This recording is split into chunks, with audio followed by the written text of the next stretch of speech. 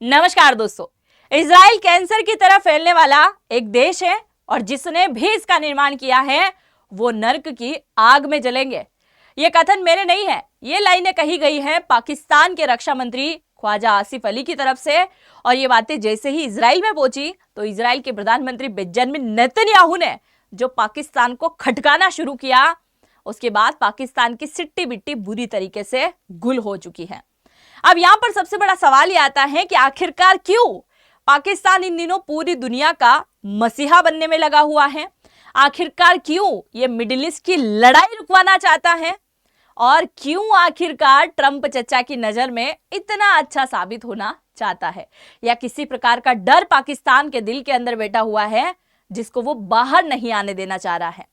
तो आज के इस वीडियो में हम इन सब के बारे में चर्चा करेंगे, क्योंकि अब तक हमें एक और युद्ध देखना बाकी है और ये युद्ध होगा ट्रंप चचा, मुनीर और पाकिस्तान के पीएम के बीच में, वो भी एक शांति के नोबेल पुरस्कार को लेकर।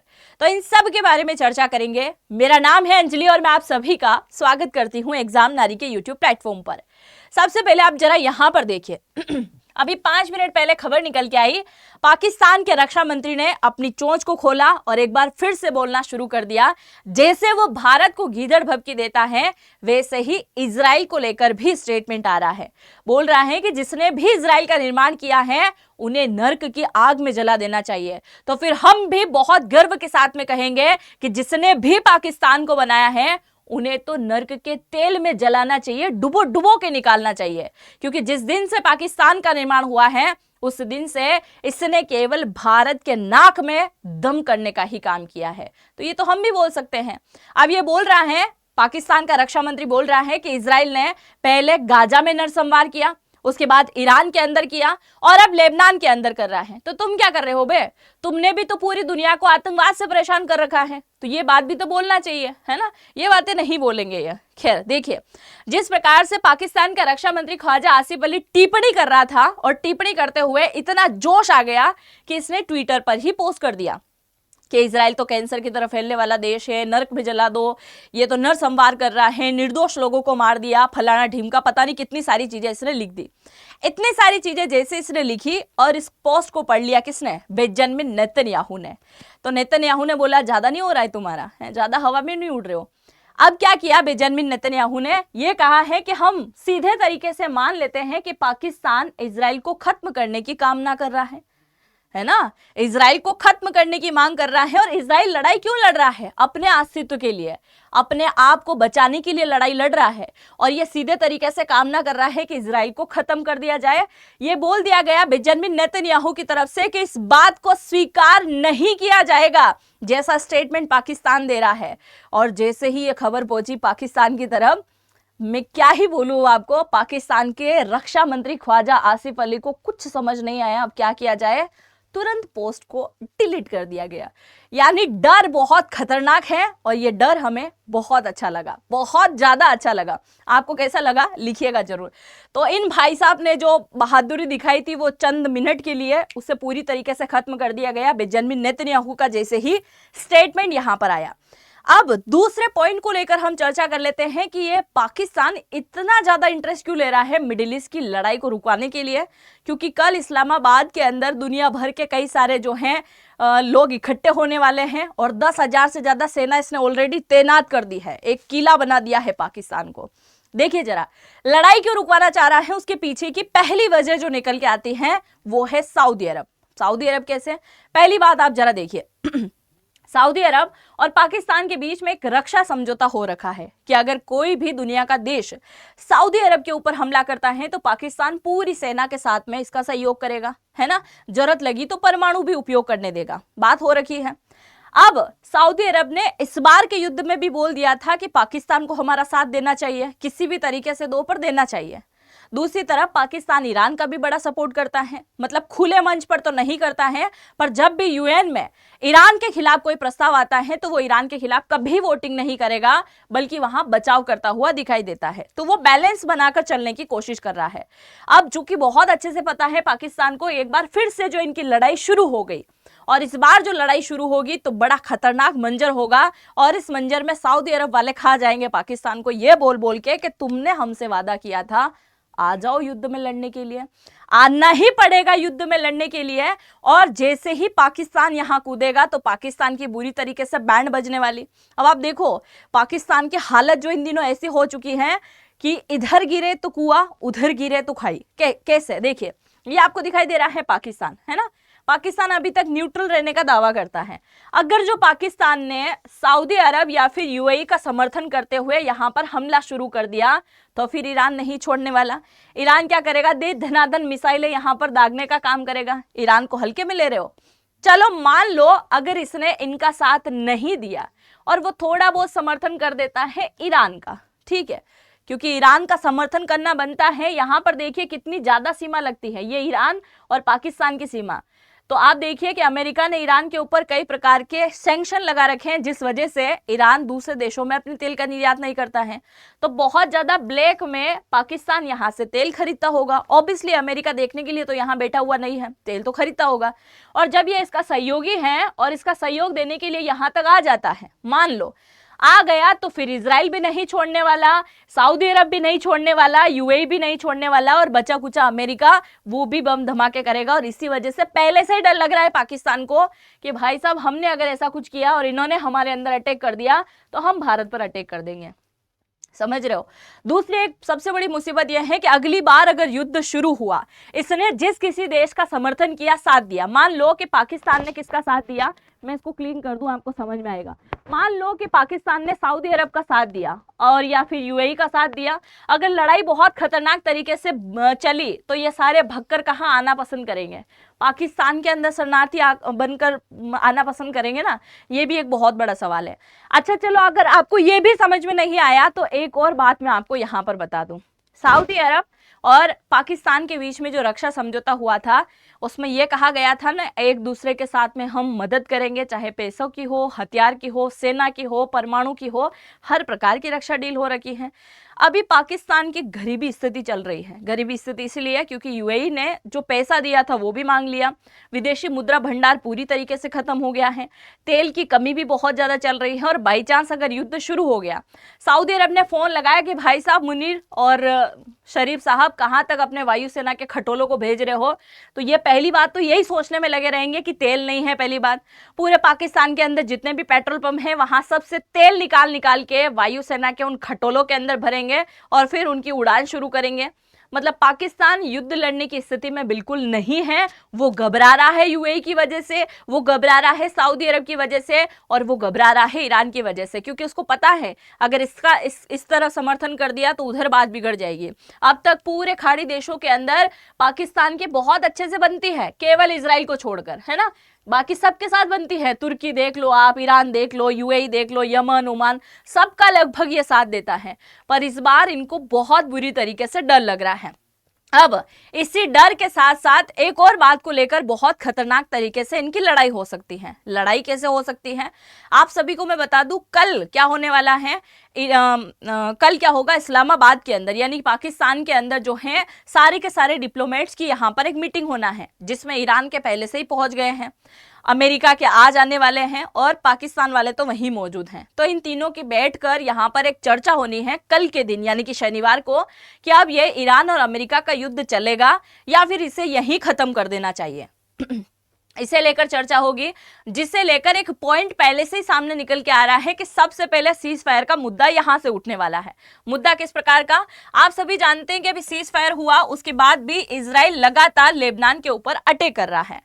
इस बात को जेडी वेंस ने क्लियर कर दिया, उपराष्ट्रपति है अमेरिका का जेडी वेंस ने क्लियर कह दिया है, अमेरिका के राष्ट्रपति ट्रंप ने क्लियर कह दिया, बेंजामिन नेतन्याहू ने क्लियर कह दिया कि ये जो सीज फायर हुआ है ये केवल अमेरिका ईरान के बीच हुआ है, लेबनान को लेकर बिल्कुल भी नहीं हुआ है। ये जेडी वेंस भी बोल रहा है कि लेबनान को लेकर हमने सीज फायर नहीं किया, इजराइल उसके ऊपर हमला करेगा, ये बात तय है। अब ये बोल रहा है पाकिस्तान का जो पीएम है ना, ये बोल रहा है कि नहीं भाई साहब, जिस समय जो सीज फायर को लेकर चर्चा की गई थी, पूरी कथा मैंने सुनाई थी, उस कथा के अंदर क्लियर लिखा हुआ था कि लेबनान के ऊपर भी इजराइल अटैक नहीं करेगा। अब इन दोनों चीजों को लेकर अमेरिका और पाकिस्तान फिर से बहस करने वाले हैं, है ना। और ये अमेरिका वालों से बहस में नहीं जीत सकता, क्योंकि ये केवल आप समझ सकते हैं, केवल चाटने का काम करता है, केवल चापलूसी करने का काम करता है। अब आप देखिए यहां पर सीज फायर करने के पीछे बेंजामिन नेतन्याहू की भी एक चाल नजर आती है। जरा इस चाल पर गौर कीजिएगा, अगर किसी ने गौर किया था तो मुझे जरूर से कमेंट सेक्शन में लिखिएगा। बेंजामिन नेतन्याहू को बहुत अच्छे से पता है कि एक साथ 2-4 मोर्चों पर लड़ाई नहीं कर सकते। चाइना की नीति है, चाइना एक साथ कई सारे मोर्चों पर लड़ाई कर सकता है। इजराइल छोटा सा देश है, इस तरफ लेबनान अटैक करेगा, इधर सीरिया करेगा, इधर जॉर्डन करेगा, कई सारे देशों के साथ में वो लड़ाई नहीं लड़ सकता।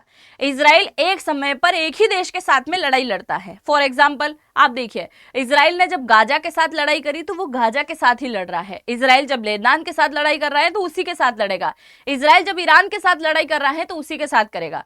अब बेंजामिन नेतन्याहू और ट्रंप दोनों की बातचीत में ये बातें निकल के आई होगी। बेंजामिन नेतन्याहू ने कहा होगा कि भाई साहब सीज फायर कर दो आप अपनी तरफ से, मैं लेबनान को निपट लूंगा। क्योंकि आप देखिए ईरान की तरफ से सीज फायर करवा दिया गया है। बेंजामिन नेतन्याहू लगातार लेबनान के ऊपर अटैक कर रहे हैं और जैसे लेबनान के ऊपर अटैक हो रहे हैं ईरान को लग रहा है उसी के सीने पर वार किया जा रहा है। ईरान सीज फायर के अंदर शामिल है, इसलिए अटैक भी नहीं कर सकता। तो आप देखिए कितना बुरी तरीके से फंसा दिया है ईरान को, वो अटैक नहीं कर पाएगा। बेंजामिन नेतन्याहू तब तक लेबनान को सपाट करने में कोई कमी यहां पर नहीं छोड़ता दिखाई दे रहा है, क्योंकि बेंजामिन नेतन्याहू ने कल के ही स्टेटमेंट में क्लियर कहा था ना कि जब तक यहां पर पीएलओ जिंदा है, पीएलओ आप सभी जानते हैं, मैंने कल के वीडियो में बताया था, फिलिस्तीनी लिबरेशन ऑर्गेनाइजेशन की अगर हम बात करें, क्योंकि लेबनान के अंदर जो जिनको मारा जा रहा है, जिनके साथ लड़ाई हो रही है, एक तो है पीएलओ है ना, फिलिस्तीनी लिबरेशन ऑर्गेनाइजेशन, यानी कि ये गाजा वाले लोग शरणार्थी बनकर बैठे हुए हैं जो अटैक कर रहे हैं। दूसरा किसे मारा जा रहा है? हिजबुल्लाह को। और हिजबुल्लाह का समर्थन कौन करता है? ईरान करता है, पैसा, फंडिंग, हथियार सब कुछ ये देता है। तो दो टाइप के संगठन बैठे हुए हैं लेबनान के अंदर जो बारी बारी से इसके ऊपर अटैक करते रहते हैं, क्योंकि जब जब ये गाजा के साथ में युद्ध लड़ता है तब तब ये लेबनान वाले अटैक करते हैं। तो इस बार इसने ठान लिया है कि जब तक ये संगठन खत्म नहीं होगा तब तक ये युद्ध नहीं रुकने वाला। अब एक तरफ इनका युद्ध चल रहा है, दूसरी तरफ ये एक और नया युद्ध आपको देखने को मिल सकता है इन तीनों का। कैसे तीनों का युद्ध? ये देखिए, ये जो आपको दिखाई दे रहा है शांति के नोबेल पुरस्कार में दिए जाने वाला मेडल है। अब इसे लेकर इन तीनों के बीच में लड़ाई हो सकती है। हुआ क्या था, अभी आप सभी जानते हैं कि परसों के दिन खबर आई थी कि सीज फायर हो गया है ना, सीज फायर हो गया। सीज फायर किसने करवाया? चाइना और पाकिस्तान ने करवाया। ठीक साहब, पाकिस्तान ने किसने करवाया? तो पाकिस्तान के दो महानुभाव ने करवाया, एक है आसिफ मुनीर सेना प्रमुख और दूसरा पाकिस्तान का पीएम, इन्होंने करवाया। अब पाकिस्तान की मीडिया में इस प्रकार का दावा किया गया कि पूरी दुनिया में शांति फैलाने का काम अगर कोई देश कर रहा है इन दिनों तो वो है हमारा देश। और अगर अमेरिका ईरान तक इन देशों को युद्ध में रोक सकता है तो वो केवल हमारा देश है, और वो हो पाया है इन दोनों की वजह से। शांति के मसीहा हैं, इसीलिए पाकिस्तान ये आग्रह करता है कि शांति के नोबेल पुरस्कार में इनका नाम जो है नॉमिनेट कर दिया जाए। अब भाई साहब ट्रंप चचा पहले से ही परेशान बैठा है, ये चिल्ला चिल्ला के बोल चुका है कि 8 युद्ध में रुकवा चुका हूं, मुझे कोई नोबेल पुरस्कार तो दे दो, है ना, शांति का मसीहा बना हुआ है।